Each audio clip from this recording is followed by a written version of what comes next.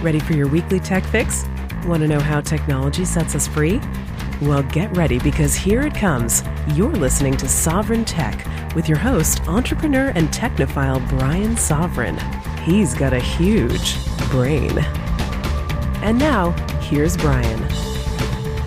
Here I am, the Rembrandt of the podcast canvas, ready for another exciting episode of Sovryn Tech, or at least I hope people find it to be exciting, but if you don't, send me an email and, let me know, hey, I don't think your show is exciting enough, or you don't talk about sex enough, which, yeah, right.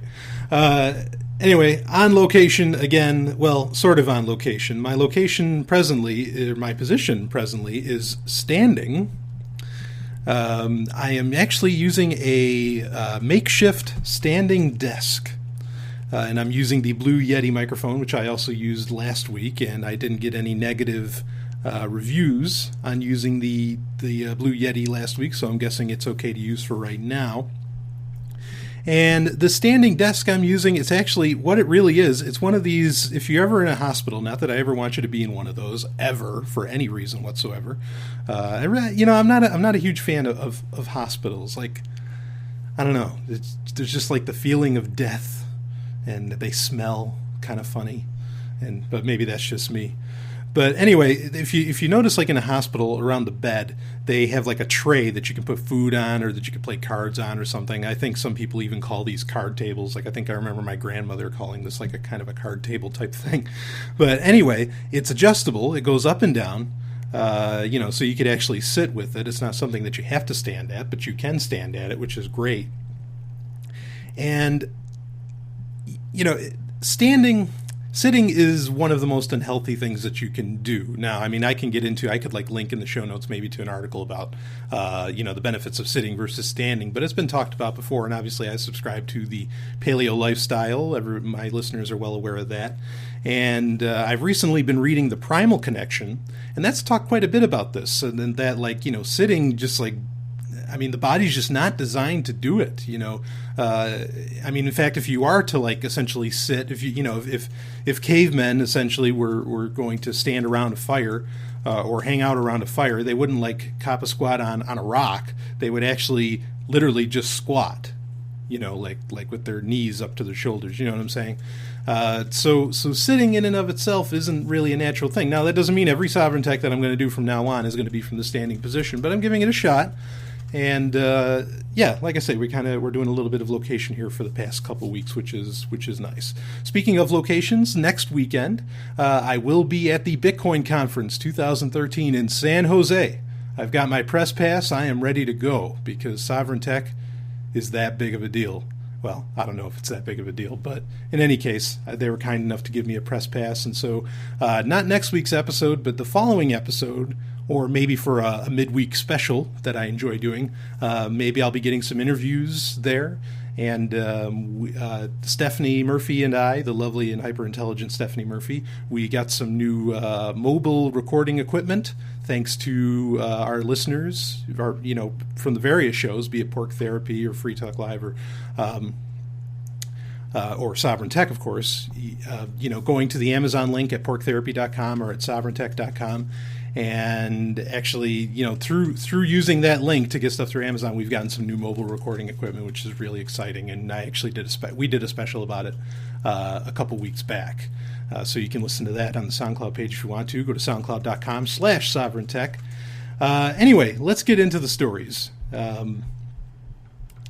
And what we've got this week is from the Electronic Frontier Foundation. If you're not sure what the EFF is, definitely get acquainted with them, because they're one of the few nonprofits out there, one of the few organizations really out there that definitely has your best interests at heart, in my opinion. They're very, very much concerned with privacy.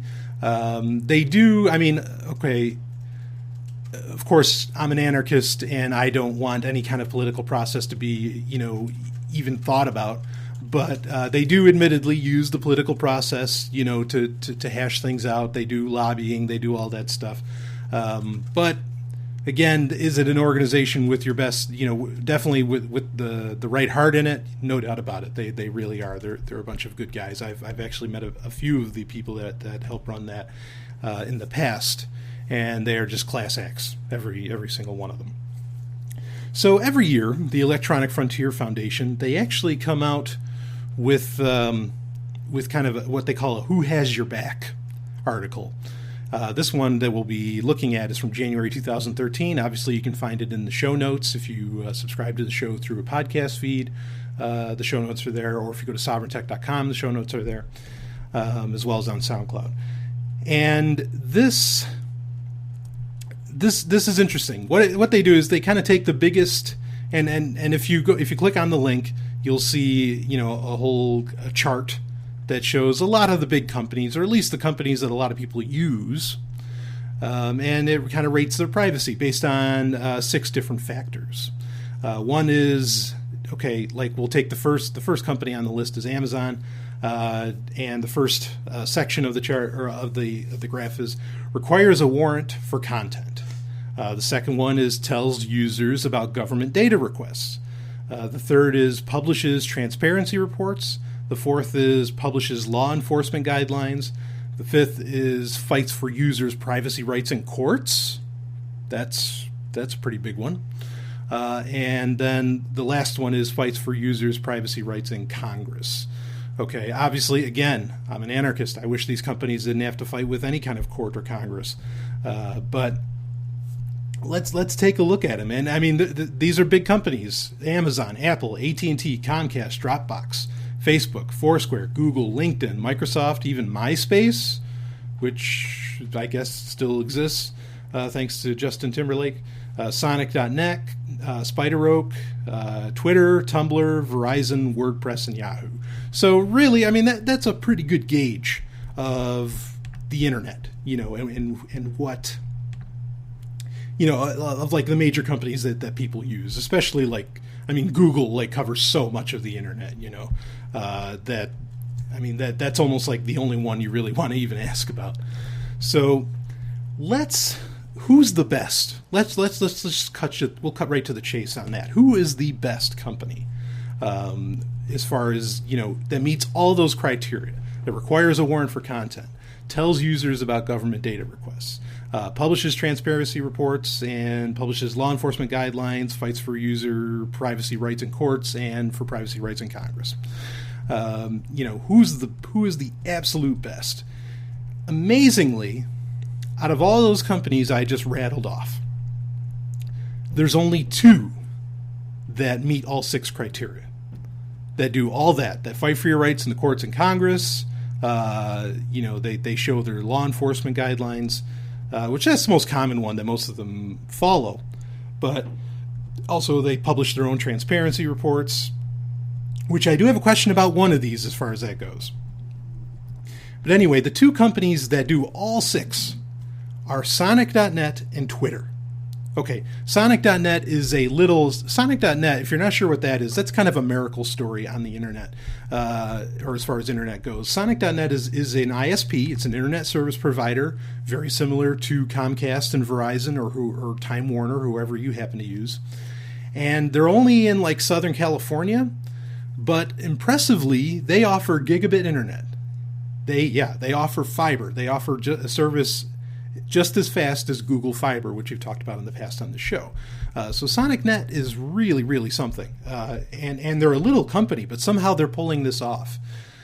So anyway, a little company that clearly has their heart in the right place. They do all 6 of these. They fight for your rights everywhere they can. They let you know what they're doing. They have really, really good transparency. And they require, perhaps one of the most important things is that they do require a warrant regardless of the Patriot Act. They require a warrant from government officials to take a look at your stuff. So Sonic.net follows all those. The other company, Twitter, apparently does all that. But here's my problem. We've talked about this in the past on this show and also on Pork Therapy. You can go to porctherapy.com to listen to some of that. But I know I've talked about it there too, and Stephanie has talked about it on there, that Twitter will take down, or maybe I talked about it on Free Talk Live. Anyway, Twitter will take down posts if governments, if the local government, this has happened in Australia in particular, and Iran and Saudi Arabia have recently talked about doing this, where they're going to say to Twitter, no, you need to take that down. Okay, you can't, those tweets have to go. So, and from what I understand, and I've tried to look into this and I haven't really found a clear answer on this, other than or not a clear answer from Twitter. The users I found clear answers from, because they've said, the users of Twitter that had their tweets taken down said that, yeah, they didn't tell me. I just noticed, that they were down. So Twitter's transparency, that's the only star I really question, is that because it says that they do publish transparency reports and that they tell users about government data requests. Both of those I don't think are accurate. So Sonic.net may be the only one that fits all of these. Okay, that fits all 6 criteria for who has your back, according to the Electronic Frontier Foundation. Let's see, what companies come in next as far as the best. Dropbox has 5 out of the 6. The only one that they don't do is they will not go to court to fight for you the user, for your privacy rights. But otherwise, they do it all. They'll fight in Congress. They tell you about government data requests. They ask for a warrant. So they're pretty good. So Dropbox is pretty good. If you're getting 5 out of these 6, any one of them, that's pretty great. The other company that has that many is Google, which I have talked about Google in the past. Of course, I am. It's arguably, I wouldn't be offended if someone called me a Google fanboy, because I can imagine I look like that. You know what I mean? But Google, the only one they don't tell you, or the star that they don't have, okay, on this graph, on this chart, they don't tell you when the government makes data requests. Okay. Now, there have been cases and we talked about it on this show, I know, before, where they do require from the FBI and the CIA, hey, you come here with a warrant, or we're not telling you anything. However, I have heard some people say that that's very superficial of them. That, they just like kind of make that look good or something, and that they actually don't. Maybe that's true. I don't know. But according to the Electronic Frontier Foundation, that is not true, that they will require a warrant for you to do that. But then again, the EFF, I think, is clearly wrong about Twitter. Or, granted, those Twitter cases that I was talking about, those are from February of 2013, and this article is from January of 2013. So maybe they were still right at that time. So take it for what you will. Like I say, you can look at this in the show notes. And I found the real interesting one. Okay, well, let's talk about Facebook. Everybody supposedly uses Facebook. I'm not sure why. But everybody uses Facebook, and they only do 3.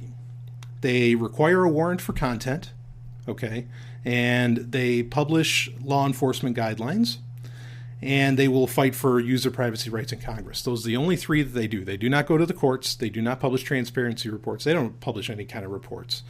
I've actually, full disclosure, I've invested in Facebook, and I've been nothing but displeased in what they even care to tell investors.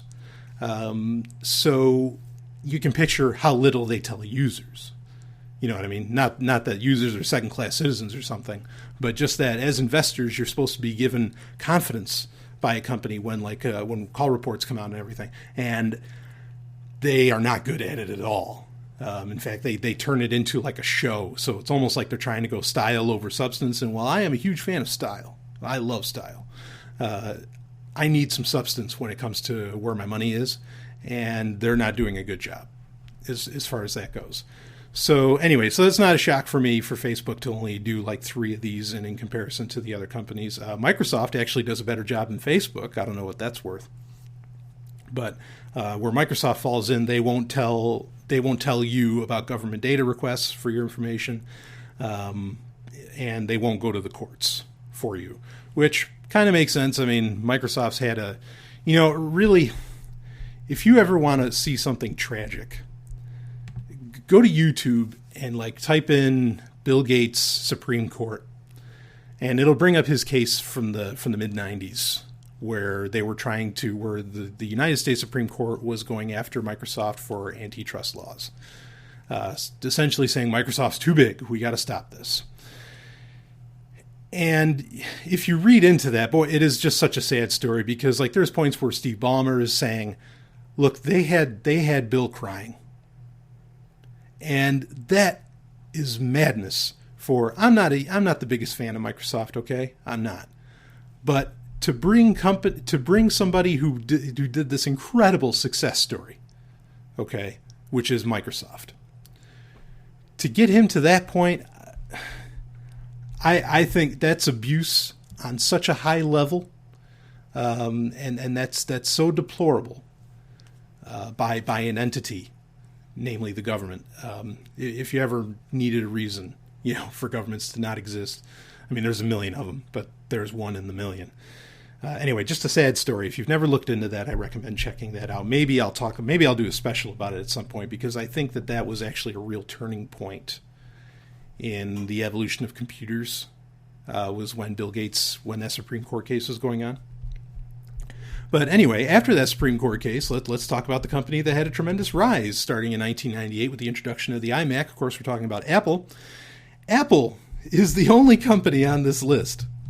Well, they're not the worst company on this list. The worst company on this list is Verizon, because they had no stars. They don't do any of it. They'll take your information down. They don't care. They don't fight for you in Congress. They don't publish transparency reports.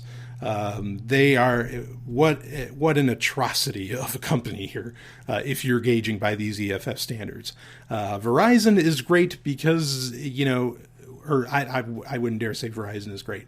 Verizon has clout because literally there's signal and services everywhere.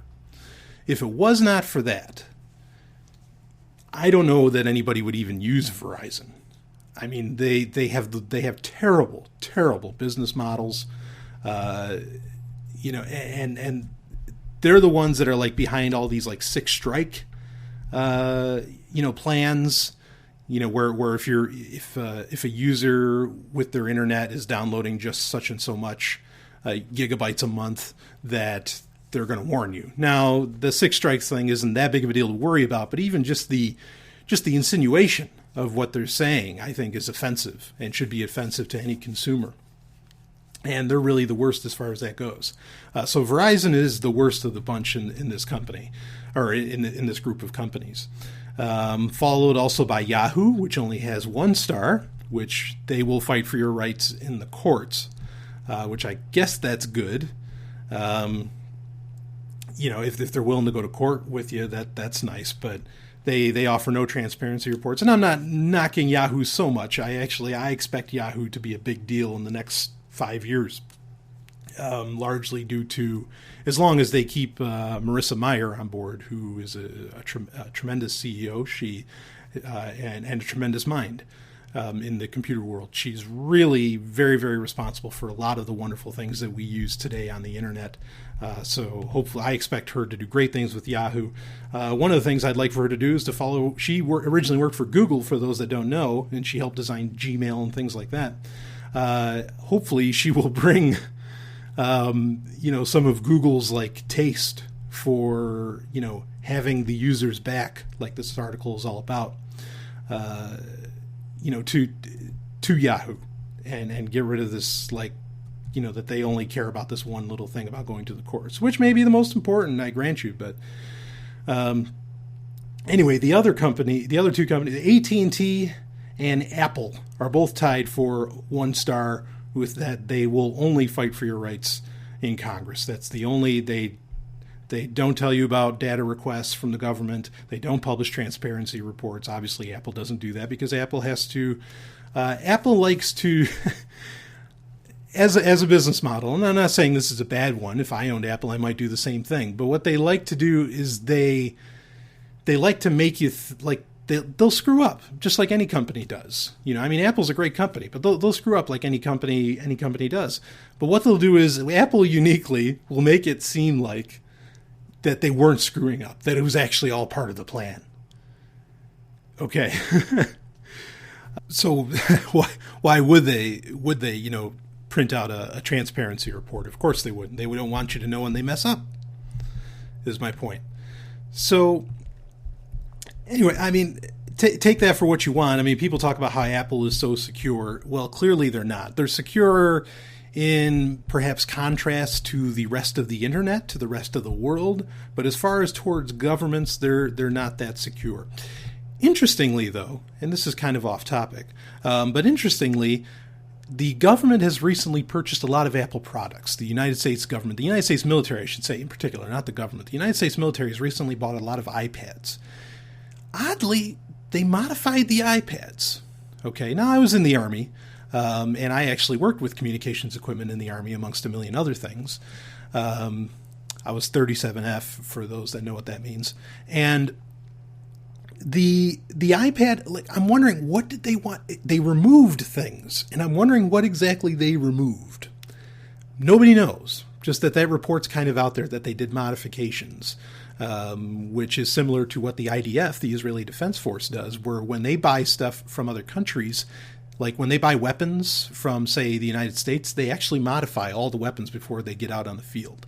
What do they do with those? That's a good question. Not something I'd even really feel comfortable about talking about on this show. But anyway, so these are the companies that, either do or don't have your back. But it's a good representation. We're back on topic here. It's a good representation of the major companies that people use and just how far off, these companies are with protecting you. Now, I really wish that Twitter, that I had more confidence in the statement about Twitter, that Twitter just does all this across the board. And maybe I'd use Twitter more if so. I've recently kind of learned the potential of Twitter where I didn't understand it before, but now I do. I can talk about that in a listener email if someone's really curious about what I think, my thoughts on all these various social networks. Not from a philosophical standpoint, should I use a social network, but what do I think of each social network? We can talk about that if someone's interested. But yeah, it's amazing. And really, obviously I'm more than happy to say that Google comes out of this really with flying colors by the standard of this report. Because everybody's like, oh, Google's they're recording everything they know about you, which I don't care. But I can understand a person's need for, privacy and security, and that they don't like that. But then take heart, because according to this report by the Electronic Frontier Foundation, Google, in comparison to most companies, is on your side. This is Brian Sovryn, and I'll be right back with more Sovryn Tech.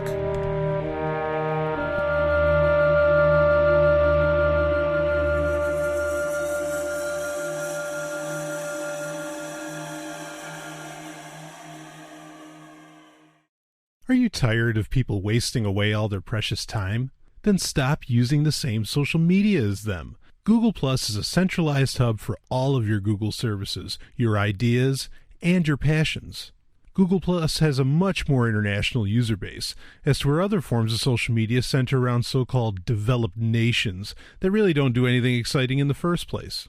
Google Plus has almost no spam and has very few cat pictures of police, or anything else government-related. Stop using Facebook. You have an alternative. Start using Google Plus today. Tech Roulette. You want to play? It is time for Tech Roulette, where I cover the stories that get sent to me through various forums, be it even still Facebook, amazingly, Google Plus. Again, if you want to, let me tell you, Google Plus, if you want to connect, you can, this is an open offer to my listenership, to my listeners. Come and connect with me directly with my Google Plus page, which I use as far as social media right now. It is the one I use the most. And it's my personal Google Plus page. It's linked to at sovryntech.com. It's also in the show notes. It's gplus.to/Brian Sovryn. And of course, that's Sovryn. But look me up. Okay, circle me, put me in your acquaintances or following or whatever. You can comment all the time. There's quite a few people. I get quite a few +1s and all that stuff. From a lot of listeners. So you can come right there and connect with me. You can share stories with me. Do whatever you like. Or you can also use sovryntech.com itself to submit posts, to submit questions. All of that. So, don't hesitate to use any of those forms. Also, of course, there's the email address, sovereigntech@hush.ai. This article is actually from Daryl W. Perry. Yes, that Daryl, who's also on Free Talk Live. He has his own podcast as well that he does, or actually radio. It's pretty much a radio show, a live radio show that he does. And he runs fpp.cc. So you can check him out there. But anyway, he shared this with me, and I think this is a fantastic story. It's from Wired, and it's by Keith Berry. The 10-year-old inventor in the world's cutest patent drawing. Okay, so what's this all about? As a lawyer who works in Silicon Valley and Cambridge, Massachusetts, Len Nannerone has helped his fair share of tech companies. But the most important startup he's advised is much closer to home. His 10-year-old son, Owen, a budding inventor and entrepreneur. What is this? A 10-year-old entrepreneur? At the Nannerone home in suburban Boston one recent Sunday, father and son discuss Owen's latest invention, a golf tee that records the speed and angle of the club to analyze a swing. Len is outgoing and energetic, but Owen remains quiet, his eyes partially hidden by his shock of brown hair. Now Owen's the 10-year-old. He deftly peels the protective cover off an alkaline battery as if shelling a peanut, while Dad explains the impetus for the design. See, Owen takes golf lessons, and his coach uses a swing analyzer that's just too big and clunky for Owen. They have these huge machines, Owen says, momentarily taking his eyes off the battery. Len chimes in. He said, Dad, can't they put all that stuff in a golf tee? So what they're talking about is there's these... you have these analyzers that analyze your form and everything, and usually it's something that kind of wraps around the waist or whatever. I don't know if any of my listeners play golf, but it is kind of cumbersome, and I can imagine on a 10-year-old boy just how maddening that would be. And so the kid just one day says, why can't that all just be put in the golf club? We have all this technology, all these sensors. Like, look how many sensors are inside a cell phone. I don't know if he was realizing that, but the point is sound, and it's the same. Anyway, back to the article. So the two go to work on what has to be the world's cutest patent application, a drawing of a golf tee that shows where a small camera will go. Inside the ball, a GPS sensor will determine how far the ball travels. Together, the sensor and camera will send data to a smartphone for instant swing analysis. It's supposed to track speed and distance, Owen says. Len and Owen posted the design on Quirky, the user-submitted design website, where the two have a joint account. Ostensibly, Dad helped out because Owen's too young to submit things to Quirky. So, right, because we have these kind of crazy labor laws, child labor laws or whatever, that, interestingly, is keeping this kid from filing a patent. Why can't a 10-year-old file a patent? There shouldn't be patents in the first place, of course. In my opinion, patents do nothing, and I'm not the only person in the tech field that feels that patents are destroying everything. Okay, but why can't a 10-year-old kid file a patent? If there's these big patent clauses, or these big patent organizations that watch everything that goes in there and goes through, well, then if they don't think the kid's design's good enough, then it doesn't have to go through. Why can't a little kid file a patent? Anyway. But it's clear Len is having as much fun as Owen. Owen accompanies his father on business trips where the youngster gets to see grown-ups who think just like him, meaning entrepreneurs. It's a good chance to talk with professionals about coding his Arduino, learn the merits of their fiber optic cables, or just play video games. The swing analyzer still needs work, though. Real quick, let's go back to that. So this 10-year-old kid, Owen, is going around with his dad, Len, to all these business meetings, okay? And he was doing that long before long before the 10-year-old decided, hey, I want all these sensors. Why can't it just be in the golf club? I don't want to wear all this clunky stuff. Let's make this simple. Let's make this simple enough for a child, which is a great prospect, a great way for an entrepreneur to think, in my opinion. And I wonder how much of that attitude, how much of that thought process, how much of that questioning came from the fact that his dad doesn't treat him like a child and actually lets him hang out during all these business meetings. Now, it's interesting. Steve Jobs did the same thing with his own kid. They got to, they they got to see all this incredible stuff, or at least his son anyway, got to see all this incredible stuff going on. That, I mean, it's invaluable, especially for a child. To see entrepreneurship and the whole development process, as ridiculous as some of it is, like the patent system. Okay, but to get that kind of education, oh man, I mean, that's magic. That's so wonderful for kids to be able to do that. And this is kind of a sidetrack on this, but really, let's face facts. The internet is allowing for this to be so. Because the internet is allowing for information to be decentralized, and what I mean by that, and it's allowing for what I mean by that is that it allows for education to be decentralized. Okay, to where you don't have to be stuck at a desk anymore. You can actually get out there, and when it calls for face-to-face situations, like these meetings that Owen goes to with his dad, he gets to be right there and experience it. Oh, I am envious of that kind of education. I mean, I was fortunate enough growing up to watch my dad do his thing, but I would have loved to have been in the boardrooms, to see how all that worked, and I can only imagine how that would have affected my ability to understand human nature, human action, and how business is done. I mean, I think I have a pretty good grasp of it. I mean, I can only, of course, I'm speaking for myself. I think I have a pretty good grasp of that stuff anyway, fortunately, but I can only imagine what opportunity I missed out on. But anyway, so this is fantastic. I love this. So we'll keep going with the article. The swing analyzer still needs work, though. Father and son are looking for just the right camera to put in the tea. Owen saw a pinhole camera in a toy catalog and thinks that might work, and he plans to scour Fry's next time he accompanies his father to Silicon Valley.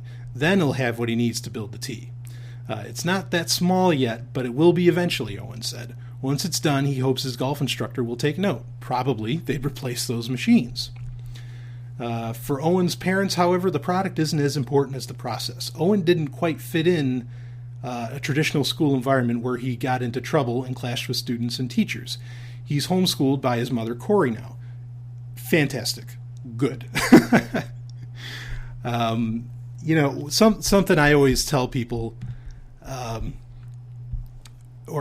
this actually came from someone I know, a guy named Harlan, who said, be a troublemaker. And think about that, okay? Because, and look at this kid, actually look at Owen's story here, this 10-year-old kid who's homeschooled, and look at what's happening. He's already inventing and filing patents at 10 years old.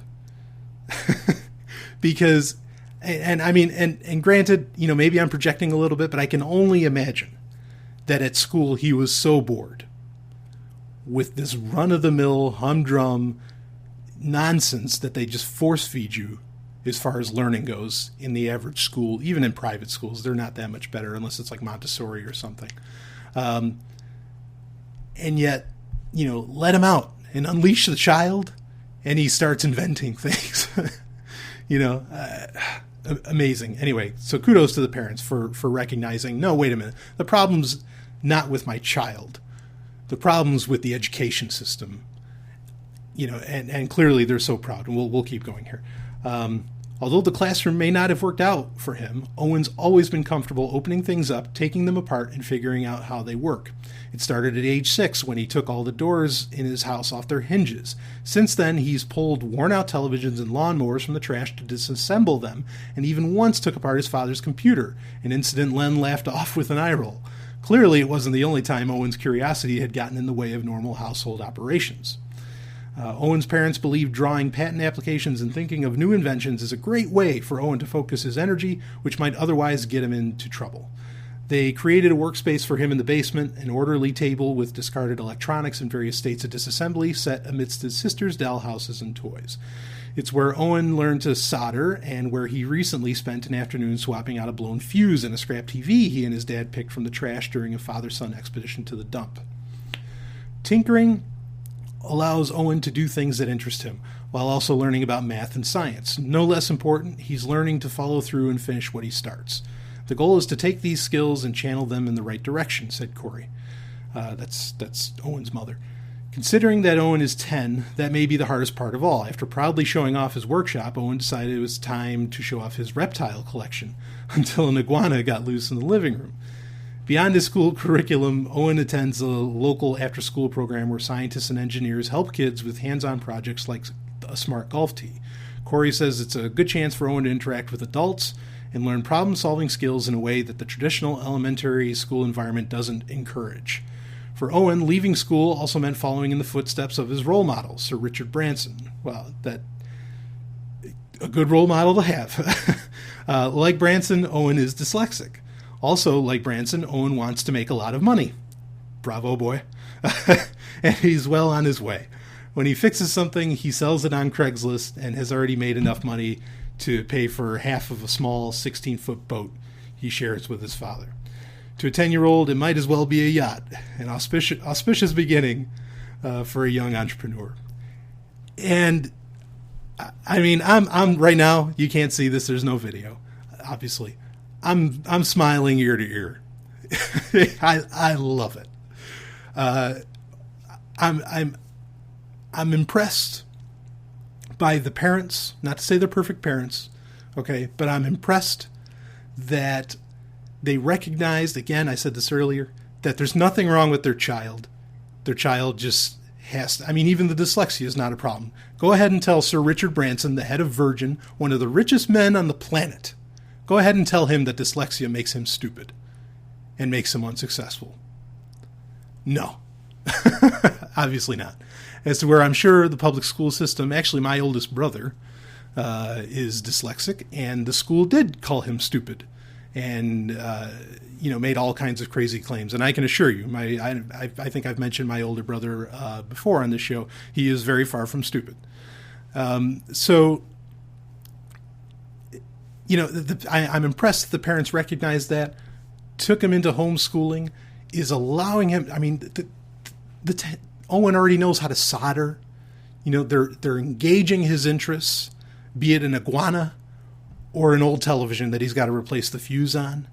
That is fantastic. Clearly, I would assume this article, would not have gotten out without the parents, saying, okay, no, yeah, because, I mean, they don't want their son to come off in some kind of bad light. But for the parents to have no problem with the idea that my son wants money, that's part of why I'm grinning ear to ear. That is so precious. That is so wonderful. Okay. I mean, that, to teach the child, to encourage, to help the child, to want money, that's okay. Oh man. I mean, that is impressive beyond compare. Equally impressive is that when they talked about, okay, so this kid Owen still goes to school a little bit. And in going to school, he does like an after-school program where there's other kids, okay, that are working on projects similar to his golf club idea. But notice what the parents say. This is his mother talking. It's a great opportunity for him to interact with other adults. So amazing. I would not begin to tell anybody how to raise children, okay? Not without being asked. But if you were to ask me, what, in my opinion, in my own personal opinion, and I don't claim to have any grand, impressive knowledge about this, okay? But what, in my opinion, is the number one thing, how to raise a child? Treat them like an adult as soon as you can, as soon as you see it. That can be at 10 years old. That can be at 6 years old. Don't treat them like a fool. Don't treat them like somebody with a lack of knowledge. Fine, there's a lack of experience there. Then guide them with that. Guide them. Don't force them. Guide them. Okay? And look what happens. Here it is. This kid's wired at 10 years old because he's already inventing things and filing patents. And how ridiculous that he had to do it with, I mean, it's great that him and his dad are getting this time together. Okay, to, working with this patent system, because Quirky, this kind of like social patent system, doesn't allow probably someone, I'm guessing someone under 13 probably, or under 18 even, can't file. So his dad has to do it with him. But look at, if his dad didn't, what if this kid still did all these inventions, okay? Or still did this invention, and his parents weren't as loving or as, as encouraging as they seem to be by this article. What would he do then? He can't invent if his parents wouldn't help him out? If his dad wouldn't be the person to do all the legal stuff on Quirky? What a shame to hinder somebody. That's where this, we pay for all these gigantic legal systems. Why can't they just handle things on a case by case instead of laying out these arbitrary laws and ages and all this stuff? Come on. This little off track, something that's always annoyed me. Okay, I remember when I was in 3rd grade, and you had to read a book a week. And I remember the first time that we had to do that, I went up to the teacher, and I had Star Wars: Heir to the Empire by Timothy Zahn. Now, this is a 500-page novel, and I'm in 3rd grade. Okay, and I was like, okay, this is what I read. They're like, what do you mean you didn't? And they looked at me like I was crazy. You didn't read that, because it's an adult, novel or whatever. No, of course I read it. I read it with glee. I had a smile on my face, and I understood everything was going on. You think I can't grasp lightsabers in 3rd grade? Come on. And so there's these expectations. They put these like ages on things. So it's like, well, this is recommended for people from the ages of 9 to 12 and all that stuff. Nah, get out of here. It's something I love. I love Legos. Okay, Legos. Eventually, they do the same thing where they say, okay, these Duplos are meant for kids from 1 to 6 or something, and then everything else is from 7 to 12. But then it gets to a point where the complexity of Legos, the age actually changes to where it turns from this is recommended from 12 plus. I love that. I love the plus. Why? Because what it means is it's for everybody. Doesn't matter if you're an adult, you can be 90 years old. You play with those Legos, baby. I think that's fantastic. Encourage people to have this kind of fun. Just a great article. I really appreciate Daryl from fcc.pp. FPP.cc, sharing it with me. And this is great. If we can foster kids, and if, with information being everywhere now, entrepreneurs at 10 years old. I love technology. Are you ready? I've never seen anyone so treated like a god in my life. Brian Sovryn as guest co-host tomorrow night, and so that should be a good show. On that note, we just added Brian Sovryn. Okay, we haven't. Oh, is he good? He's been in the audience. He's certainly got opinions on things. Yes. I'm so close to being like God, no one is above me. Okay? Absolutely no one. I don't take orders from anybody. And, that's how much closer to God can you get? Is there anything he doesn't do better than everyone else? Oh, that's just his way of talking. He's one of the best. Break it down! Catch Sovryn Tech, the show about technology and how it can set you free with me, Brian Sovryn. That's Sovryn at soundcloud.com/SovrynTech. Think you can tell me what to do? Wow. Oh. It's a website of the week.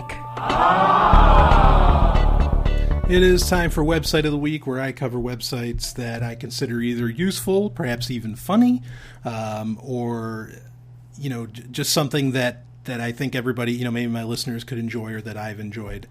And this week, the website falls under the funny category, which I don't know if I've ever actually shared anything that I found particularly funny, because I'm a deadly serious person and I don't think anything's funny. Okay, just kidding. No, this is good stuff. I don't know how. I'm pretty sure I've discussed this to some degree on this show before, about my passion for the 80s and the 90s, which was particularly the 80s, whether you get it from a conservative or a liberal standpoint in the United States, it's called the era of greed, because it seemed like all these companies, corporate America was taking over everything, and, the sky was the limit as far as how much money you could make and all this stuff. The economy was booming, and that naturally overflowed into like the early 90s to where, it kind of reached its apex. And in that fact, because everything was possible and it seemed like anything you almost came up with could sell, all of which is a good thing in my opinion, some pretty crappy stuff came out. Some like really over-the-top, insane cheese. I mean, like the whole notion of cheesy, I don't think existed until 1995. There was the term campy, which meant that it was kind of innocent, but cheesy, as in, like, it's just so over the top. I love cheesy things, by the way. Cheesy music. I enjoy cheese too, which is not so good for a person on the paleo diet. But anyway, so you had these crazy, over the top commercials for things, or the shows were just insanely cheesy again. And so there's a website, and it's called everythingisterrible.com. Spelled just how it sounds, everythingisterrible.com. And what it is, it's a collection of all these things that were just so nuts that, that some marketing exec in some company that somehow just made $1 million off of Robin Hood, Prince of Thieves, came up with. This is, well, we can sell this, or let's put like this giant, I don't know, or like something like Superhuman Samurai Cyber Squad. Or there is the one with the tattoos. I can't remember the name of it now, like Tattooed Zen Warriors or something. And all this stuff is here, collected for you to enjoy and to remember a time when things were when nobody was thinking about being hungry. Nobody was worried about their house. Well, I mean, yes, of course, there were some people, I know, but you get what I mean. Overall, nobody was worried about their house being foreclosed on or everything. Everybody said the sky was the limit, and so the most insane, ideas and marketing and television shows and all that stuff was invented, or and came up with and actually put out there for the mass population to consume. And so if you think you can enjoy that, something like remember the game Crossfire? Crossfire. If you don't know, YouTube that. But I'm sure it's on everythingisterrible.com. It was a game that like shot ball bearings at each other or something, and had this really cheesy music to it that I just love. Anyway, check it out. Everythingisterrible.com. Lots of fun. I'll be right back with more.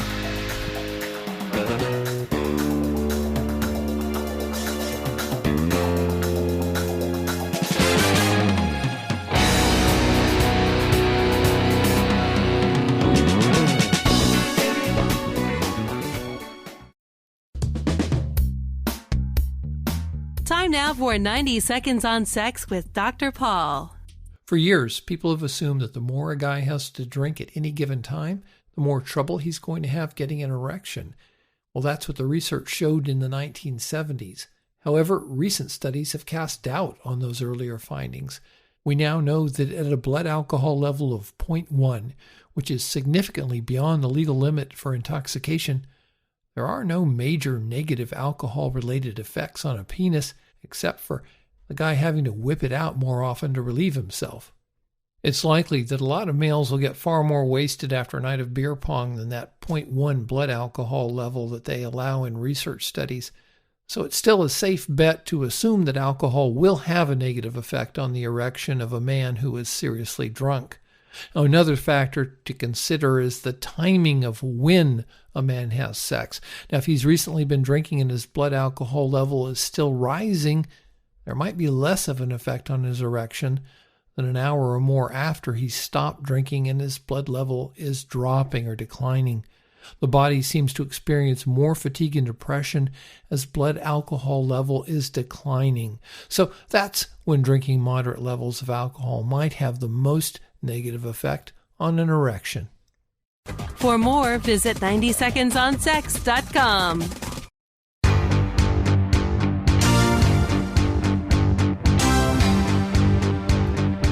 It is time for listener emails, where I go over the various emails that that get sent to me, be it through SovrynTech at Hush.ai, through SovrynTech.com itself, or even on Google Plus, everywhere. Any way you can reach me, any way you can get your hands on me, if you were interested in getting your hands on me.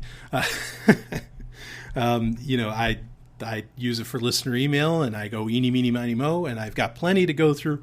But please, just because I have a lot to do, don't hesitate to send them. Also, I say this all the time, but I want to make sure it's known that if it's a question, like if it's a technology question in particular, I'm open to any questions of any kind. Okay, it doesn't have to be science and technology covers such a broad scope that really, I don't think there's any question that's really outlandish. So you can ask me anything. It doesn't just have to be technology related. But if it is something like science or technology related or something, please don't hesitate to say that, hey, this is kind of like time intensive. It's important that I kind of know now. And if I am capable, if I am capable, I will answer that as soon as I can. And then later I'll answer it on the air. Or if you don't want me to even answer it on the air, just say so. But there, I'm a resource available to you. How about that? So I do kind of eeny, meeny, miny, mo these questions. But here's a question that I've gotten quite a few emails about. And it's something that I kind of teased a few weeks back on this show, where I said, I was like, look, if you want to know about I don't even really remember what exactly we were talking about or what I was talking about, but somehow I remember making the comment that if you want to know about the Book of Enoch, send me an email. If you want me to talk about it, I'll talk about it, but you got to send me an email. And I got a ton of emails from listeners saying, okay, hey, I want to hear about the Book of Enoch. So thank you for the emails. Thank you for wanting. I appreciate your desire to want to hear my opinion on it. So let's get right into it. The Book of Enoch. The bulk of the emails. Yeah, I love your. Hey, I love your show. Thank you. I'm so glad that you love my show. I am very, very glad that people are entertained by this, and I get emails a lot that say just that.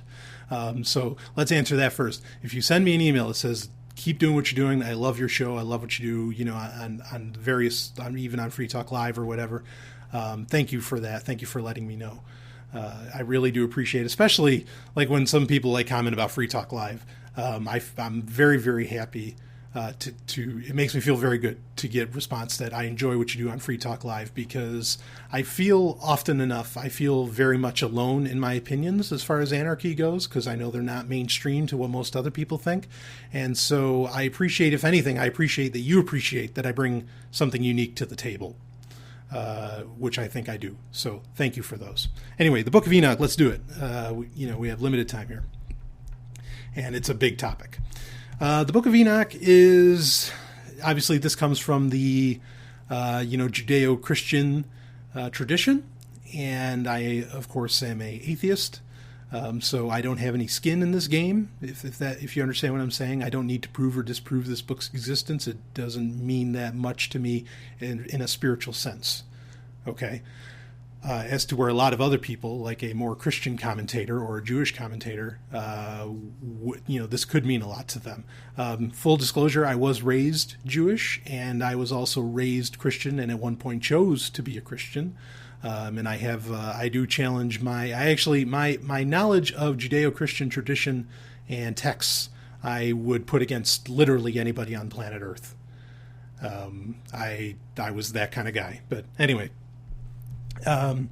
The Book of Enoch, also known as First Enoch, it's quoted in the New Testament. Okay, it's a Jewish text, but it's quoted in the New Testament. There's in the book of, I think it's the book of Jude. There's a point where the writer of the Epistle of Jude says, hey, it's like Enoch said when they came to get, this body, Moses' body. And so, and this happens with a few books in the Bible. There's the book of Jasher, the book of the Wars of Yahweh. There's lots, interestingly enough, a lot of people think that the Holy Bible, Old Testament and New Testament, are complete, but they're not. because the Old Testament references books that we don't have, and the New Testament references books that we also don't have.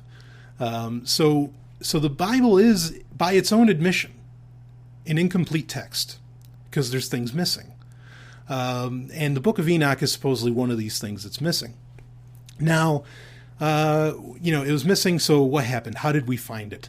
Well, the first way we found it was we found out that in Ethiopia, a country in Africa, which has an interesting Jewish history and a Christian history, but Ethiopia, we found that they had it in their Bible. Their Bible has more books than the average Bible does. Maybe their Bible is more complete, even though most Christians who you ask would say no. But they had the Book of Enoch. But when it got translated from the Ethiopic text, pretty much everybody, like in England or in Europe in general, said it's too crazy. There's no way that this is real. This cannot be part of, the Holy Scripture. It's nuts. There's guys going up, like, he's going to 7 heavens. Enoch is... Okay, so I suppose I should even say that. Who is Enoch? Enoch is this character that you read about in the book of Genesis, or Bereshit, if you like the Torah better. And in that, Enoch is one of these characters in the Bible that doesn't die. He lives to be 300 some odd years old, and then it says he walked with God and then was taken. So he didn't die. God took him. Took him up into heaven. The Bible, the original Bible, not the Book of Enoch, the original Bible says this. Now, the Book of Enoch, though, is all about Enoch's travel to heaven and various prophecies that he sees and things of that nature, and it's stuff that he's like transmitting to his children. About what's going to happen in the future, what God wants, etc. And so that's who Enoch is, he is a patriarch, he's considered essentially a saint, more or less, by both, Jews and pretty much every religion, even Islam talks a bit about Enoch. And so he's a respected guy. But this book isn't respected. The Book of Enoch, again, so originally about 600 years ago, in like the 15th, 16th century, 17th century, it gets translated from the Ethiopic text. And Christianity at the time says, no way, this can't be real, because it's just too crazy. Like, there's just, all these wacky kind of like cherubim and seraphim going around, and it actually also, it so accurately tells the story of how Jesus died. It doesn't mention Jesus by name, but it talks about, lays out how he'll be put up on a cross, the whole business. So obviously that's why Rabbinic Judaism doesn't want to accept it either, because if Jesus is real, then, well, clearly he fit the story here. So both sides have a reason to reject this. The other problem with it, and one of the main things that people find crazy about it, is that Enoch talks about how fallen angels had sex with human women and had children called the Nephilim, which are mentioned in Genesis chapter 6, verse 4. It's a very popular verse because it says there were giant, that the sons of God came down and, mated with the daughters of men. And they had these giants, they had the actual Hebrew term is Nephilim, and they had these children, and these children like ruled the earth, or they were the men of renown, the great men of old, etc. And that supposedly not some, but not all, were wiped out in the flood, because the Nephilim are mentioned again later in the book of Numbers in the Torah. But anyway, so that's a problem. To say that like angels, because in Christianity there's a verse in Matthew where Jesus is talking to the Sadducees and the Pharisees, who were the Jews of their time, a couple of the Jewish groups of their time, and he says, they're asking him what happens if this woman dies, or if this woman's husband dies and then she marries his brother, then that brother dies and she marries his brother and that brother dies, and what happens when she goes up there? Who does she belong to? Who is she married to when she goes to heaven? And Jesus essentially says, you don't know how it works in heaven. You're not given in marriage. And so Christians translate Jesus' words as saying that sex doesn't happen in heaven and that angels don't have sex. So for the Book of Enoch to say that they have sex, that's a problem. because that really messes with a lot of Christian theology. Okay. So those are a lot of the big issues with the Book of Enoch.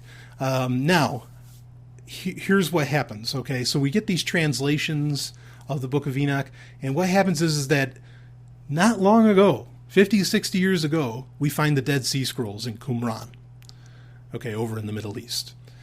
And in those Dead Sea Scrolls, dated from 300 BCE, 300 years, or technically 290-something years before Christ was born, supposedly, you find the Book of Enoch. Big problem. Now, there's a lot of critical, people go, that like they call textual criticism, that they go over where they say that actually the Book of Enoch has 3 authors and that some of it's from 300 BC, but some of them isn't. That way they can explain how did they describe what happened to Christ so well, blah, blah, blah. But here's the facts, is that the Book of Enoch was real. It was written by Jews, and it was written at least in 300 BCE. Doesn't mean it was written by Enoch, okay? But it was written in 300 BCE. So here's the problem with that. Now, I mentioned earlier, okay, here's the real problem with it. First off, how did it describe, in my opinion, the way that Jesus died so well? It described that so well not because it was prophetic, in my opinion. It was not prophetic of what was going to happen to Jesus. It did that so well because the story of Jesus is the same story told by the Sumerians, by the Babylonians, by the Akkadians. Go down the list of all these ancient cultures. They all have, like the goddess Ishtar, okay, when she goes down to save the dying god Tammuz, her husband.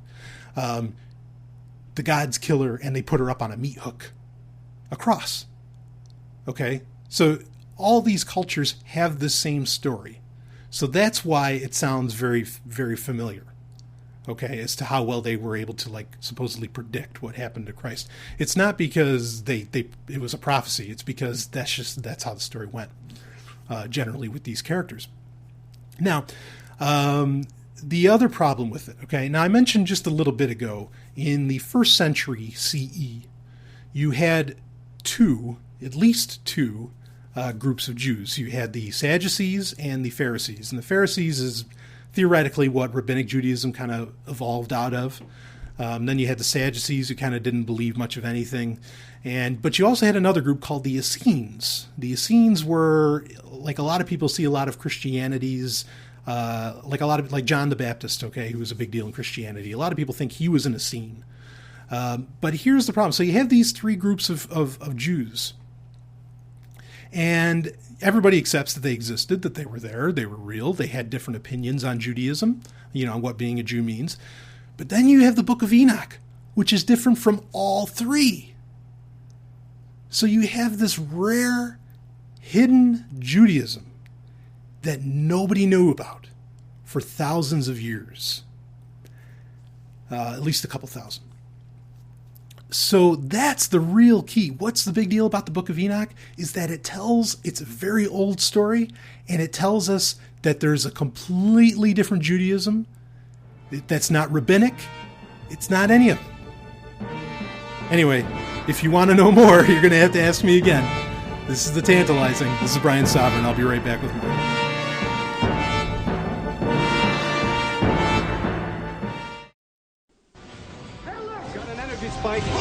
Launch.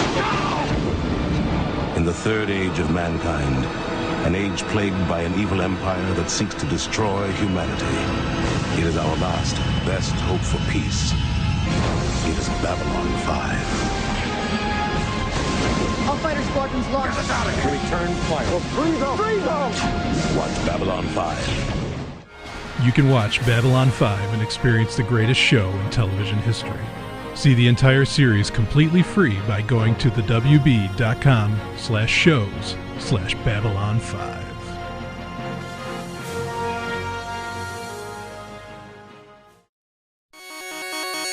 Software of the Week.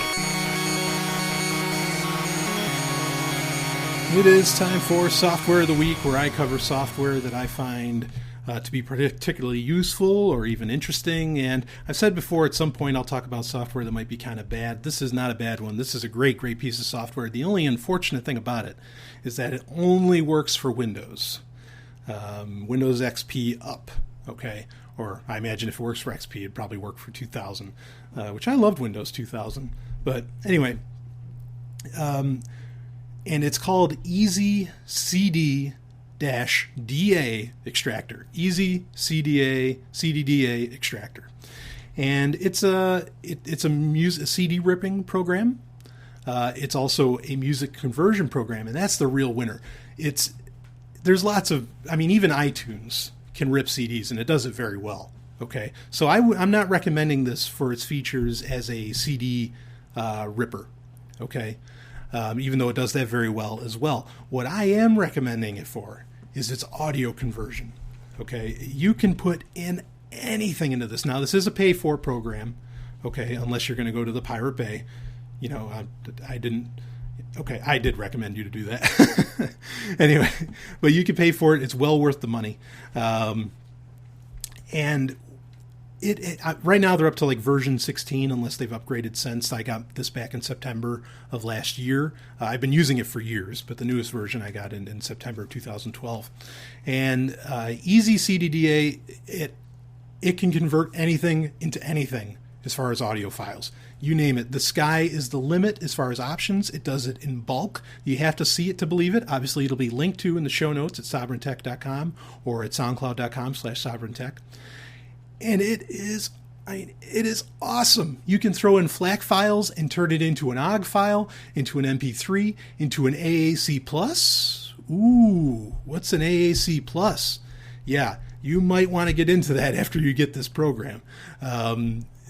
AAC Plus is this awesome audio codec. It's like MP3, but as to where MP3, to get decent sound, you have to do it at 128 kbps, kilobits per second.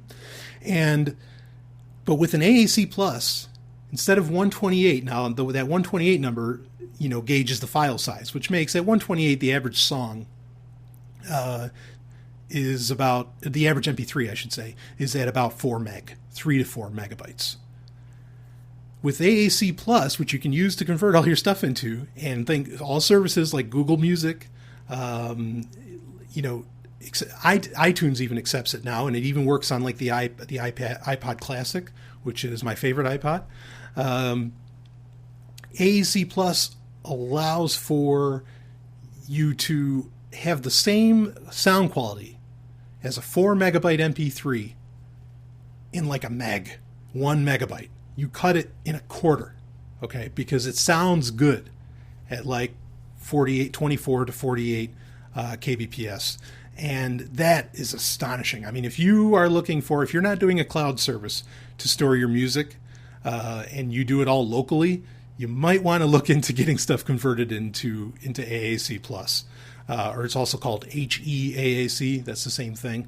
But anyway, if you want to do WAV files, whatever, Easy CDDA extractor does all of them. It converts in bulk. It does a great job. Admittedly, I've run into songs where it won't convert them. Very, very rare. And in fact, the songs, the MP3 files themselves were very rare. So I could understand where maybe they were slightly corrupted. If the files were corrupted or, because it's just like this kind of oddball thing that I don't know who the heck even like made that MP3. But anyway, it's a tremendous little program, and it's one of the few reasons I do still keep a Windows machine around, because I make such extensive use of it. So check it out, Easy CDDA extractor. It'll be in the show notes. What does freedom mean? Tune in to LRN.FM to find out. LRN.FM is the Liberty Radio Network, a collection of live talk radio and podcasts, all coming from a principled pro-liberty perspective. LRN.FM show hosts aren't left, right, or conspiracy kooks. You can tune in 24/7 to LRN.FM via your phone, computer, satellite, and more. Listen free anytime at LRN.FM. That's LRN.FM. Brian! Stop playing those video games! Just a minute, Mom. Game Talk. It is time for Game Talk, where arguably one of my favorite parts of the show, where we get to talk about video games in general. You know, they're not always like related to to how they can set you free, but I think having something to do, getting a nice little bit of escapism, or even just having fun with friends by playing video games is definitely a big part of having some personal liberty in your life. In any case, sadly, this article is not good news. It is really downright frustrating as far as video games go. And this is from Polygon.com, and it's Connecticut town holds drive to collect and destroy violent video games.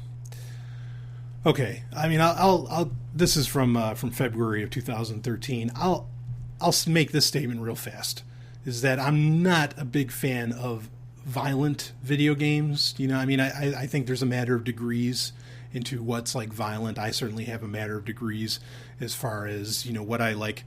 Like, am I against first-person shooters? The more militaristic ones, yeah, I don't like. But I don't, if the guns in the game or the weapons in the game are more of the fantastical bent, say from like Duke Nukem, or like Quake 3 or something, I'm okay. I'm not so like standoffish about those. In fact, I'm a huge fan of Duke Nukem. In fact, funny, real quick, before we get into the article, funny thing, the guy that does the voice of Duke Nukem, he's actually a pacifist.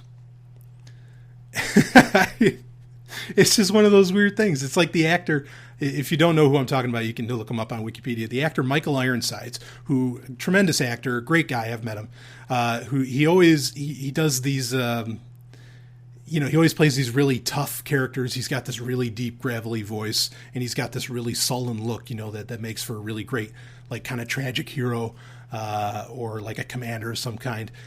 But he's like a follower of Gandhi. I get such a kick out of that sort of thing, and good for him. I like Gandhi too, big time. But anyway, so this Connecticut town is setting up a drive to collect and destroy violent video games. We'll go right to the article. A small community about 30 miles from the site of the Newtown Massacre is organizing a voluntary video game return program aimed at collecting violent video games from families and likely burning them. The Violent Video Games Return Program offers up gift certificates in exchange for violent games, music, and movies turned in during an event later this month. The collected items will then be broken and later incinerated by town employees. So, tax dollars at work, folks. We're going to make sure all that stuff gets burned. So it's not just violent games, it's also music and movies. And, I mean, I guess it's good that at least you're, like, getting something in return. You're getting some kind of gift certificate. Anyway, we'll keep reading. The event is being organized by the Southington SOS, a collective of representatives of Southington, Connecticut community organizations that include the Chambers of Commerce, YMCA, Board of Education, Fire Department, Town Officials United Way, and, of course, local clergy. The group was formed in the aftermath of 2005's Hurricane Katrina as a way for community, blah, blah. All right. Their concern is, one of the main comments from the article is, there are youngsters who appear to be consumed with violent video games. I'm not certain if that's a good thing. There are youngsters consumed with violent video games. Now I'm trying to think. Let's see. How did they learn to be... what made them consumed with violent video games? Maybe it's because they were beat as a kid. Maybe it's because they're seeing war constantly happening all over the place. Maybe it's because the news is splattering violent imagery everywhere. And you're going to blame the video games? Okay. Let's keep going. Following the shooting, this is talking about Hook Elementary as far as the shooting goes. Southington School Superintendent Joe Irardi said that he was flooded with emails from concerned parents asking what could be done to help both the nearby Newtown community and their own. Okay, so this is all a response to what happened at Sandy Hook, an absolute tragedy, no question about it. What happened in our community, very similar to communities across the world, is everyone wanted to do something for Newtown, he said. The SOS convened, and we looked at how do we continue to pray and support Newtown, and how do we do something perhaps meaningful for Newtown and our community. At the heart of the Violent Video Games Return Program, inspired by a similar program kicked off by a 12-year-old in Newtown, is the need for parents to have a real, sound conversation with their children about video games, Rarity tells Polygon. There are youngsters, and then it repeats what I just said earlier about there are youngsters who appear to be consumed with violent video games. We're suggesting that for parents who have a child or children who play violent video games to first of all view the games. We're asking parents to better understand what their child is doing. Have a conversation about next steps. If parents are comfortable with their child's gaming habits, we're comfortable. So I'm glad they're at least leaving it up to the parents. But what a disconnect in this organization as to what are the roots of these problems. And this is what they're doing. And I applaud any type of thinking, any type of motions and actions, not by a government or by anything that involves tax dollars, but I do applaud a person looking into, okay, what are the root causes of something that, like what happens at Sandy Hook, at such a tragedy? I think that's great. But to somehow think that to immediately run, okay, no, it's the movie, it's the movies, it's the video games, it's all this stuff, which can it play a part? Maybe. I'm not so opposed to that, but to not ask the real, it's missing the gorilla in the room. What did someone force feed that child to play Grand Theft Auto? No, it made a choice. So let's ask the question, what attracted maybe? If there is actually a problem with violent video games, again, that's up to debate. The question is, what's attracting the child to looking, to wanting to play that and to finding that normal, and to not finding it perhaps repulsive, which is what these people are wanting. It's like, no, violence needs to stop, and we need to, people need to stop glorifying violence, blah, blah, blah. All is fine if a community without a government, it somehow has that as an overarching, this is how we think. Okay, fine. But they're not getting at the root at all with this. Do you see my point? In that, well, we'll keep reading here a little more. While the return program calls out violent video games, violent movies, and music will also be accepted. I'm not even really sure what violent music means. That may be the most enigmatic of. I know what a violent movie is. I know what a violent video game is. I'm not sure. A person's definition of violent music is really, that's like way up in the air, because I know Christian bands that essentially do what's called death metal, and are they violent? Well, actually, maybe they still are, because they're singing about their God getting nailed, to a piece of wood. But anyway, they get gift certificates to go to other stores or whatever. Oddly enough, I think they could probably buy more video games with these gift certificates, and they may be violent ones. But I talk about it because, this whole thing, the violence in video games, it's a conversation that's been happening since I was a kid. Since the late 80s, it's been talked about. What is it doing? And I really... There's an absolute disconnect there. You're not, let's say it was true that violent video games were somehow causing a problem. What is attracting someone to the idea of violence in the first place? Okay, I've brought up this example before of the chimpanzees and the bonobos. Okay, the two species on this planet that are the closest relatives to humans that we know of.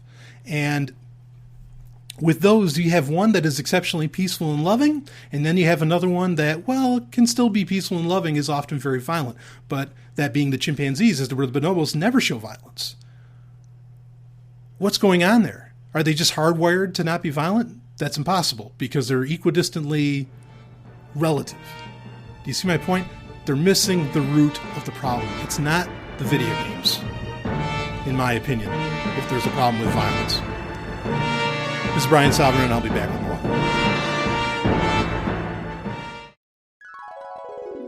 Are you searching for a mouthwatering, all-natural, sweet and sticky treat? What if I told you it was also made by a chef who believes in freedom, just like you? You're not dreaming. This is real. Head over to mandrick.com. That's MANDRIK.com. There you'll find George's famous baklava in classic and dark chocolate flavors. To those with special health needs, George's famous baklava also has a treat for you. Golden delicious low-carb gluten-free almond cookies. Order with PayPal or Bitcoins. In just a few days, your sweet treats will await you right at your doorstep. One more time, that's MANDRIK.com for George's famous baklava.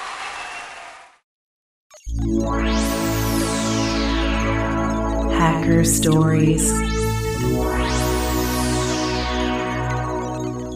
Time for Hacker Stories, where we talk about some of the real heroes on the planet, the hackers of the world, the people that really understand what makes this world go round and round, which is not government, it's not militaries, it's technology. So just a quick note that I want to just bring up is that my thoughts really go out to, we've been talking about kids a lot in this episode. There's been at least a couple segments where they've come up. And I do not feel particularly qualified at all times to be able to talk about the children and their plight. I personally wish to never, to not have children myself. That doesn't mean I harbor any ill will towards any of them. Of course not. I was one once, and I, would have liked to have enjoyed my childhood. But in saying that, maybe subconsciously I'm just trying to kind of help out what a guy that I have tremendous respect for. So my thoughts go out to Stefan Molyneux, which if you haven't heard, I'm sure you have. But if you haven't heard, he does have lymphoma. He has cancer that he is going to be battling now. And, so I don't mind as a podcaster to maybe, pick up the bat and go for a swing, to maybe help him get it. Because he talks a lot about children, about parenting, and about how, our past in those regards and our present, can really affect our views on society. And how, helping children can really set the whole world free, which, I have other plans, but I think that's certainly valid. And so I don't mind going to swing for him here, with a lot of this, but my thoughts go out to him with that, because just a tremendous mind in anarchist circles, and just a tremendous guy. So anyway, let's get out to the story here with Hacker Stories. And this is pretty interesting. This does have to do with the government, which this is from the MIT Technology Review. Government lab reveals it has operated quantum internet for over 2 years. Whoa. What is a quantum internet? Is that like quantum physics? Not really. But anyway, that word quantum gets tossed around so much. If you read a lot of like technology and science papers, you almost want to start laughing every time you read the word quantum, because it's just like, okay, can we stop using that to make it sound like it's a big deal or something? But this is interesting what's been happening. And the byline is: a quantum internet capable of sending perfectly secure messages has been running at Los Alamos National Labs for the last 2.5 years, say researchers. One of the dreams for security experts is the creation of a quantum internet that allows perfectly secure communication based on the powerful laws of quantum mechanics. The basic idea here is that the act of measuring a quantum object, such as a photon, always changes it. So any attempt to eavesdrop on a quantum message cannot fail to leave telltale signs of snooping that the receiver can detect. That allows anybody to send a one-time pad over a quantum network, which can then be used for secure communication using conventional classical communication. Okay, what is a one-time pad? A one-time pad is actually a really old term. It was used in cryptography many, many years ago, like during World War II, and it was a one-time pad was essentially you had like the key, you had a pad of paper, okay? You would get a message, and the cryptographic key to figure out what that message said was based on what was like essentially written on this piece of paper, and that message was only relative to that one key. And then what you could do is you could tear out, You could rip off that piece of paper and throw it away, and that key could never be used again. So that message, so it was perfect cryptography. Okay. And it works. One-time pads work. And so this is the digital representation of the idea of a one-time pad, where, and that's where the quantum comes from, is that it changes like all the time. And anyway, we'll keep going with the article. That sets things up perfectly for perfectly secure messaging known as quantum cryptography. And this is actually a fairly straightforward technique for any half-decent quantum optics lab. Indeed, a company called ID Quantique sells an off-the-shelf system that has begun to attract banks and other organizations interested in perfect security. These systems have an important limitation, however. The current generation of quantum cryptography systems are point-to-point connectors over a single length of fiber, so they can send secure messages from A to B, but cannot route this information onwards to C, D, E, or F. Okay, so the problem is why this isn't perfect and why this isn't being implemented like everywhere right now. This whole idea that you could have this perfectly secure message system is that you can only send it. Say you have a computer on the far left of the room and then another computer on the far right of the room. The message can only be sent between a cable connected to the computer A and computer B, and it can't go anywhere else. So you don't have so it's not a network. You see, it's just it's like a null modem connection. It's not a network at all. So that's why it's not that's why it's not being mass adopted right now, because if you were sending a message to say you had 5 tellers at a bank, you couldn't send the same message to all those tellers. You see my point? Okay. One day I'm going to stop asking my listeners if they understand what I'm saying, because you can't tell me. I keep forgetting. So that's the idea. But what's happening with this? Why, what's the big deal? What is going to come out, there are people that are going to want to start adopting this. Governments are talking about adopting this kind of thing. Obviously, they're the ones inventing it.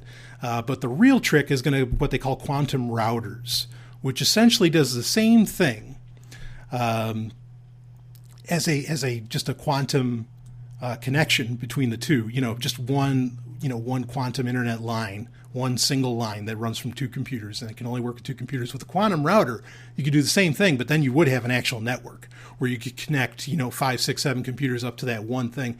And this is coming. This is definitely coming. Now, my point, why bring this up? Why talk about this quantum internet? That the government's developing. The government already has, and we've talked about it briefly in the past on the show, the government already has its own internet, essentially. They have a couple of them. One's of a higher level of security than the other that the NSA uses. And everybody always, even on Free Talk Live, when I'm on Free Talk Live, I've been asked about this, can the government really turn off the internet? Yes, they most certainly can. They can right now. They have the technologies there. Everybody's like, oh, this law is going to pass that's going to allow them to turn off the internet. They're trying to pass the law because the technology already exists. They wouldn't pass the law if they couldn't do it. Okay? And so they're developing this quantum internet that will allow for, probably an even bigger internet on their part that they can use for themselves. Okay, and so this is where a lot of your tax dollars is going. It has very little to do with you. That's nice if it gets used by banks, I guess. If you're into banks, I'm not. We kind of have to be. I understand that. So, but this is, I guess I'm kind of delving into conspiracy, territory here. But this is definitely the internet, or the government coming up with their own internet to be able to really unleash en masse and use for their own systems, so that maybe they can kill free speech. I definitely see that as plausible.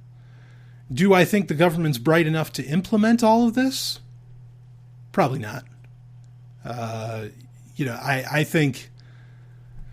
don't think they can cover all the bases. Like the internet, the reason, why haven't they shut off the internet? That's always the question. Why haven't they actually turned off the internet yet? And part of that is that there's just so many, there's so many different things intertwined with the internet now that I don't think they can imagine or plan for every service that would be turned off. Okay. So it's right now, it's not in their best interest to do it. That's why they're not going to do it. That's why everybody talks about the 9/11 cyber attack that's going to occur. Not happening anytime soon. But if they got this into place and they thought it out, maybe in the future. Anyway, full disclosure, this is Brian Sovryn, and I'll be back with more.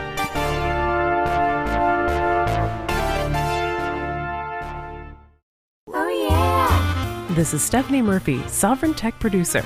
You may know me from this show, but did you know that I have my own podcast? It's called Pork Therapy. Pork Therapy is a bit different from other shows. We cover current events, big ideas, and even relationship issues, all through the lens of how we can get more freedom in our lives. Oh, and you'll love Sex and Science Hour. Join me on my website, porktherapy.com. That's porctherapy.com. Now back to Sovryn Tech.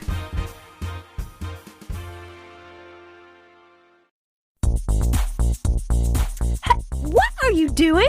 I can't believe I caught you again. Jesus doesn't approve of this little habit of yours. I know, baby, I know it's wrong, but it feels so right. Well, it ain't. But I've been doing it since I was 12 years old. It's nothing but a sinful perversion of nature, if you ask me.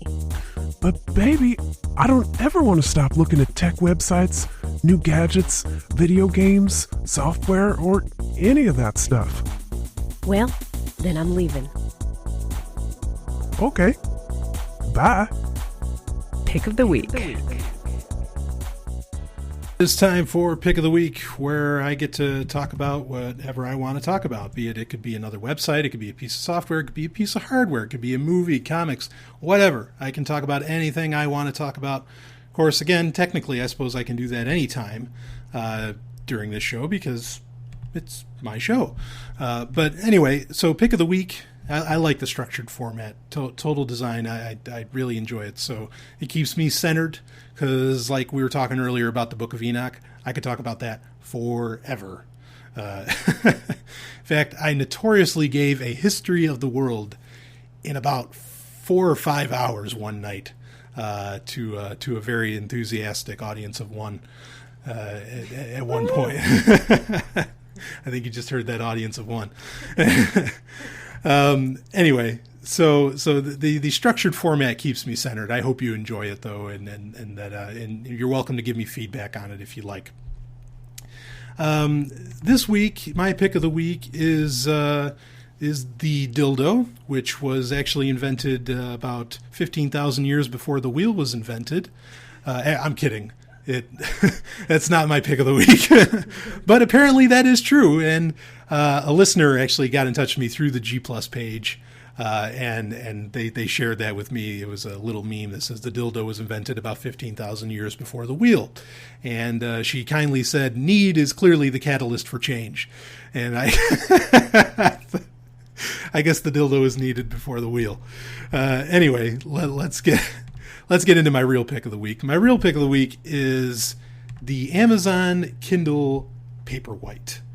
I love this thing. I mean, it was actually a gift. My birthday is on May 12th, for those that don't know. I will be 32 years old. Amazing. But this was a gift from the lovely and hyper-intelligent Stephanie Murphy, whom I actually love very dearly, and it was just a tremendous birthday present.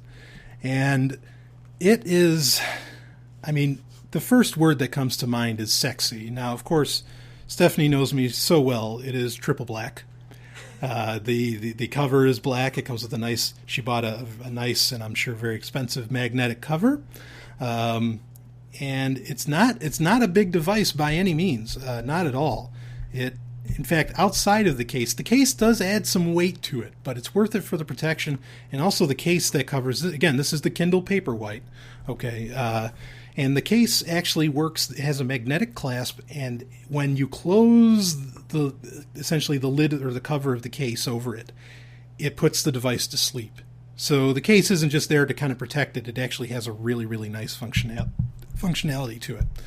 But I mean, this it's smaller than your average paperback, hands down, and it's lighter, significantly lighter than than just about any book I've ever held, which is an impressive feat for an electronic device designed to replace it. And because, if you remember a few years ago, the Kindle, I never bought any of the older Kindles just because I didn't think like that the technology was like really there yet. Now it certainly is. But any of these other e-readers, or what they call e-ink readers, where the display isn't colored. Again, this isn't like your regular tablet where it has a full color display. It's black and white. It's meant to, as best as possible through technology, simulate printed paper. Okay, which I think is a really cool idea, and has been. I mean, Sony's tried it. Barnes and Noble has tried it. Supposedly, Microsoft's buying Barnes and Noble's Nook technology now, so now Microsoft might be in that game. But Amazon's definitely done the best job so far that I've seen. And one of the problems, though, that there used to be with these readers, I did have a Nook color once, I got to say that. But anyway, with these readers, the problem was that they were huge. And they were kind of heavy. You couldn't like hold them forever. Now, granted, there's lots of books, particularly hardcovers, that are huge and you can't hold it forever either. So I'm sure they thought that it was a fine trade-off. But now that they've got it to the point pretty much to where it's lighter than books, that's incredible. To where you very, very easily hold it in your hand. Or if it's not lighter, it's of a very comparable weight. So this is the highest end and most expensive of the bunch, because it is the 3G model. And it also has no ads. What I mean by no ads is that Amazon will eat some of the cost of one of these by, if you let them put in a screensaver on it, and you can't get rid of it, as far as I know anyway. They'll put a screensaver on it that works as like an ad system, kind of like Google does, on websites or whatever, where they'll put in AdSense or something. But you can pay like $20 more, and you can make it so that there aren't any ads, no distractions. Not that it distracts your reading experience at all. Amazon was very smart about that. But if you do want to save $20, you can get it with the ads, and the ads aren't like terrible, but I just, I didn't really care for the idea of them like just constantly popping up, because I know what I want to read, and I really don't have to be like recommended other books to read. But that's something that the Kindle can do as well, is that it can actually base upon a lot of what you buy. And this isn't like a privacy thing, but it can, what you buy, they can like recommend new books to you that are coming out there or maybe of a similar ilk, which is really nice if you have that feature. I turned it off, but if you want that feature, it's there. But the 3G, it's totally free 3G. It's provided by AT&T, and it allows you to connect to Amazon.com. And yeah, you can actually purchase, like if you want to buy toilet paper off of Amazon.com, you can do it from your Kindle Paperwhite, which is amazing. Also, it allows you to connect, obviously, to the Kindle store at any time. It allows you to connect to your cloud drive. That's the main thing that really sold me on the Kindle, is that Amazon actually gives you 5 gigabytes of free space to upload your own PDF files and Mobi files. Mobi files are Amazon books. That's the file extension that they have. It allows you to upload your own to the cloud, and then you can just download them over 3G or Wi-Fi. Every Kindle comes with Wi-Fi. Not all of them come with 3G. It allows you to download those wherever you are, and they download in a few seconds, and it's amazing. So that's what I really liked about it, was that, and I didn't have to, it doesn't have an SD card. Some people don't like that. Like they say, oh, well, the Nook has an SD card slot. That's better. But I'll take the cloud storage. That's fine. And that way I'm not like flipping things in and out of my computer, and I just upload them to the cloud and I can download them there. I like the convenience of it. The battery, theoretically, if with a half hour of reading every day, the battery lasts supposedly for 2 months, not 2 weeks, 2 months. Okay. I put it through some pretty harsh testing over a day, and it lasted about 28 hours. Just running constantly for 28 hours, 3G on the whole thing, even with the light on. And that's the other nice thing about the Paperwhite, is that, and this is actually one of the big reasons that I wanted it, is that I read a lot, okay? And obviously the ability to carry, an entire library in my hand is a tremendous thing to have. Now I can just do that on my phone, on my Android, on my Galaxy Nexus. I can just have all those books there. Why get a Kindle? And that's the gaffe, is the screen, okay? The e-ink screen has no glare, and with the Paperwhite, and this is the only ebook reader I'm aware of that does this, with the Paperwhite, it lights up. It has a fiber optic lens over the cover of it, and there's like 3 little LEDs at the bottom, very low level light LEDs that shine into that fiber optic screen and light up the whole page. But it doesn't send the light at your eyes, causing glare like computer screens do, which isn't healthy at all. It's not backlit is the point. Okay, it just lights up the page, and it does it so well. And I mean, I read the other day. I read for a good probably 4 or 5 hours on that thing, and no eye strain whatsoever. And that's tremendous. And it's black and white. You know, this doesn't have like the problem of like where at night. Some people recommend, especially people in like the paleo lifestyle, which I'm a huge supporter of. They recommend like only going to candlelight after the sun goes down, because like the blue light affects your eyes and like keeps you awake. Essentially, all the blues do. It's an interesting topic to have, and it is again the whole science of sight is one of the real reasons I wanted a Kindle Paperwhite. Is because I think it's solid. I mean I remember being told as a kid about a lot of this stuff because like Nintendo, a lot of people think it's funny. Okay, Nintendo with their Game Boys, they never did backlit screens, and everybody's like, why didn't they do backlit screens? Because Sega came out with the Game Gear that had a backlit screen, and everybody went nuts about that because oh wow, I can do this at night or whatever. And the reason Nintendo didn't do it is because the Japanese science essentially knew that it messes, with your sleep cycle. These backlit screens. Okay, now Nintendo has changed their tune, and now they're doing it anyway. But for the longest time, in fact, when they finally did put a light into a Game Boy, it was the Game Boy Advance SP. Was the first time they put a light into a Game Boy. It was almost the same technology as what's used in the Kindle Paperwhite, where it's not shining, it's not backlit, where the light's coming at your eyes, it's shining onto the screen. And I think that's great. I thought the Game Boy Advance SP is probably the best handheld they've ever come up with, even though the 3DS has amazing games. I can't deny that. But anyway, so this is not new science. This is not woo-woo science. This is just stuff that people have known. That all this messes with your sleep cycles, messes with stress. It's been talked about since the 80s how glare affects your brain, your eyes, everything.